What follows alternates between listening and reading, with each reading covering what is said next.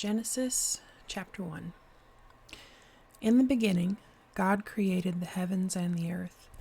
Now the earth was formless and empty. Darkness was over the surface of the deep, and the Spirit of God was hovering over the waters. And God said, "Let there be light," and there was light. God saw that the light was good, and he separated the light from the darkness. God called the light day, and the darkness he called night. And there was evening, and there was morning, the first day. And God said, "Let there be an expanse between the waters to separate water from water." So God made the expanse and separated the water under the expanse from the water above it. And it was so. God called the expanse sky, and there was evening, and there was morning, the second day.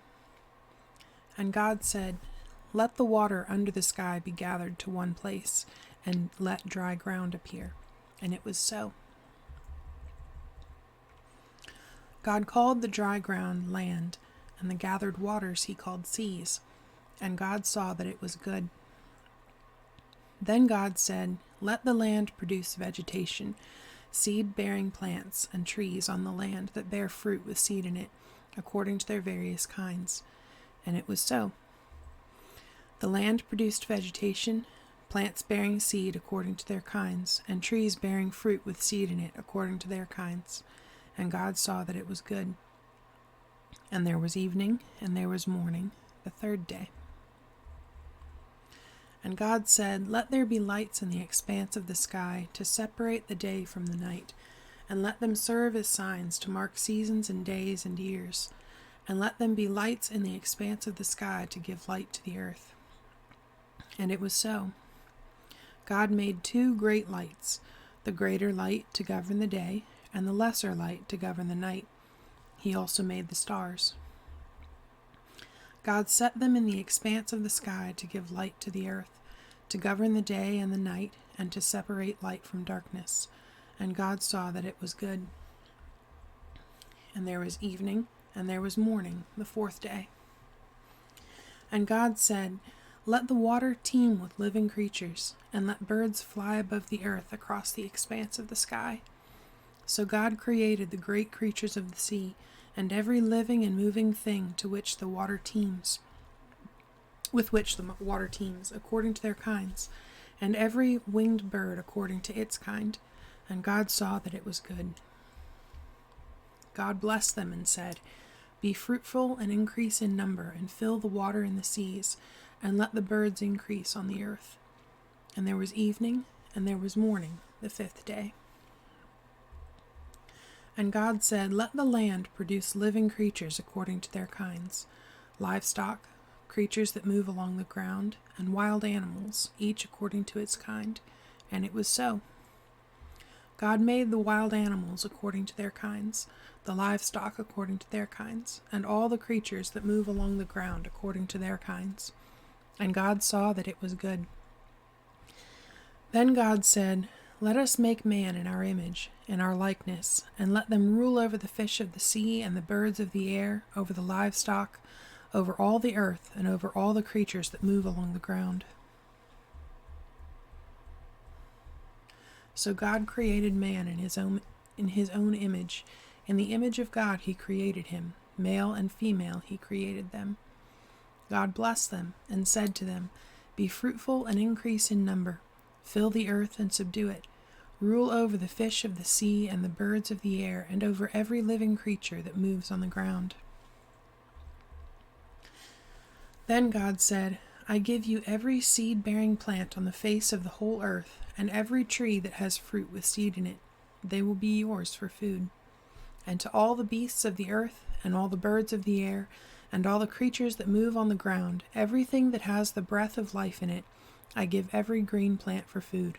And it was so. God saw all that he had made, and it was very good. And there was evening, and there was morning, the sixth day. Chapter 2. Thus the heavens and the earth were completed in all their vast array.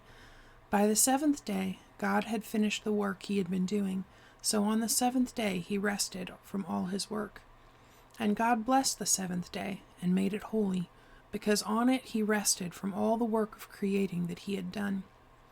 This is the account of the heavens and the earth when they were created. When the Lord God made the earth and the heavens, and no shrub of the field had yet appeared on the earth, and no plant of the field had yet sprung up, for the Lord God had not sent rain on the earth, and there was no man to work the ground. But streams came up from the earth and watered the whole surface of the ground. The Lord God formed the man from the dust of the ground, and breathed into his nostrils the breath of life, and the man became a living being. Now the Lord God had planted a garden in the east, in Eden, and there he put the man he had formed. And the Lord God made all kinds of trees grow out of the ground, trees that were pleasing to the eye and good for food. In the middle of the garden were the tree of life and the tree of the knowledge of good and evil. A river watering the garden flowed from Eden. From there it was separated into 4 headwaters. The name of the first is the Pishon. It winds through the entire land of Havilah, where there is gold. The gold of that land is good. Aromatic resin and onyx are also there. The name of the second river is the Gihon. It winds through the entire land of Cush. The name of the third river is the Tigris. It runs along the east side of Ashur, and the fourth river is the Euphrates. The Lord God took the man and put him in the Garden of Eden to work it and take care of it. And the Lord God commanded the man, "You are free to eat from any tree in the garden, but you must not eat from the tree of the knowledge of good and evil, for when you eat of it you will surely die." The Lord God said, "It is not good for the man to be alone. I will make a helper suitable for him." Now the Lord God had formed out of the ground all the beasts of the field and all the birds of the air. He brought them to the man to see what he would name them, and whatever the man called each living creature, that was its name. So the man gave names to all the livestock, the birds of the air, and all the beasts of the field, but for Adam no suitable helper was found. So the Lord God caused the man to fall into a deep sleep. And while he was sleeping, he took one of the man's ribs and closed up the place with flesh. Then the Lord God made a woman from the rib he had taken out of the man, and he brought her to the man. The man said, "This is now bone of my bones and flesh of my flesh. She shall be called woman, for she was taken out of man. For this reason a man will leave his father and mother, and be united to his wife, and they will become one flesh." The man and his wife were both naked, and they felt no shame. Chapter 3. Now the serpent was more crafty than any of the wild animals the Lord God had made. He said to the woman, "Did God really say, 'You must not eat from any tree in the garden'?"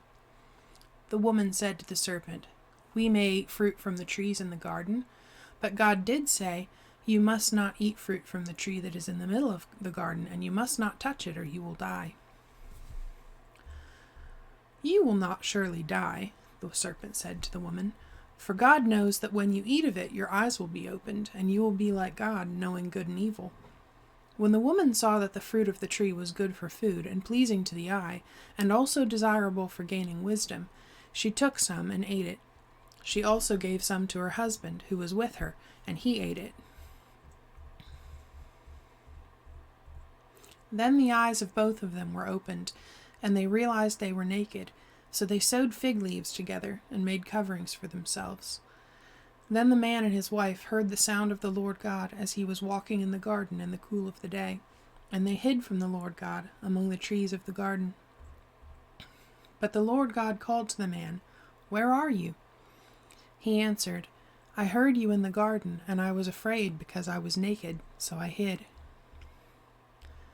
And he said, "Who told you that you were naked? Have you eaten from the tree that I commanded you not to eat from?" The man said, "The woman you put here with me, she gave me some fruit from the tree, and I ate it." Then the Lord God said to the woman, "What is this you have done?" The woman said, "The serpent deceived me, and I ate." So the Lord God said to the serpent, Because you have done this, cursed are you above all the livestock and all the wild animals. You will crawl on your belly, and you will eat dust all the days of your life. And I will put enmity between you and the woman, and between your offspring and hers. He will crush your head, and you will strike his heel." To the woman he said, "I will greatly increase your pains in childbearing. With pain you will give birth to children. Your desire will be for your husband, and he will rule over you." To Adam he said, "Because you listened to your wife and ate from the tree about which I commanded you, you must not eat of it. Cursed is the ground because of you. Through painful toil you will eat of it all the days of your life. It will produce thorns and thistles for you, and you will eat the plants of the field. By the sweat of your brow you will eat your food until you return to the ground, since from it you were taken, for dust you are, and to dust you will return." Adam named his wife Eve, because she would become the mother of all the living.